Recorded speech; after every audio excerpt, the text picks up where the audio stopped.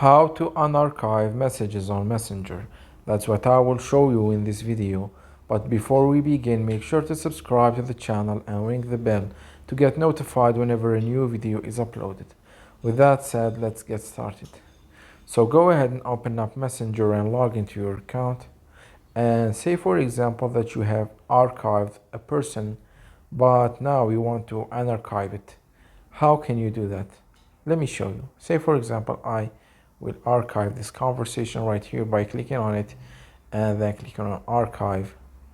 And what you can do right now is click on the profile icon at the top right of the screen, at the top left of the screen, sorry.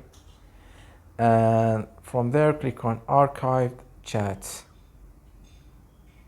And here you will see all of the archived and all of the persons that you have archived right here.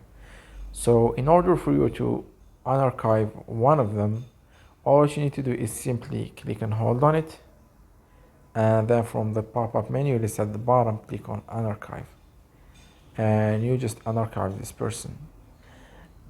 The second option is you can click on the conversation and just send a message.